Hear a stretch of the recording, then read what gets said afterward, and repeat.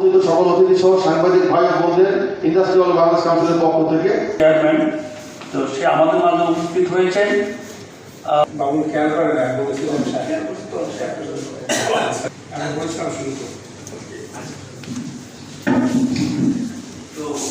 যে তারপর আপনারা আপনাকে এবং আমাদের পক্ষ থেকে আপনাকে শুভেচ্ছা এবং আন্তরিক শুভেচ্ছা। তো আমরা আমাদের আলোচনা এই পর্যায়ে যে যে কিডটা উপস্থাপন করছেন এই সাথে আমাদের সুলতান ভাই শ্রম কমিশনের পক্ষে সম্ভব হচ্ছে, একই সাথে আমাদের বিচার ওয়ার্কের আইন ভাই সহ যারা আমাদের শ্রমিক সংগঠনগুলোর মধ্যে আইবিসির বাইরেও আমাদের আমি এই তিনজনের সাথে সম্পূর্ণভাবে একমত।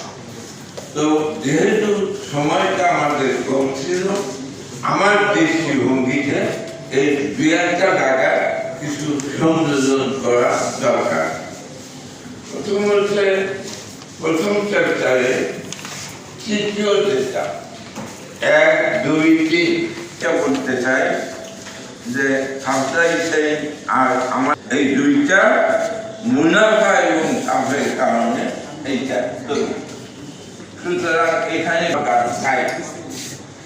দ্বিতীয়ত হচ্ছে এই যে ঘটনাটা ঘটল এর পিছনে তাহলে আমরা দুর্বলতা কোথায়, আমাদের ভাইয়েরা যে তাদের অডিট ফার্ম আছে, তাদের মনিটরিং ফার্ম আছে, এমনকি রানা প্লাজা এই ঘটনা ঘটার আগে ওই ফ্যাক্টরিতে অডিটও হয়ে গেছিল। তাহলে বলতে হবে এই ভাইয়েরদের যে অডিট, ভাইয়েরদের যে মনিটরিং, এইটা আদৌ কোনো কাজ করে না। তাহলে আমরা কিরকম মনিটরিং সিস্টেমটা চাই? যদি ভারতের অডিট মনিটরিং যদি আমার শ্রমিকের জীবন রক্ষা করতে না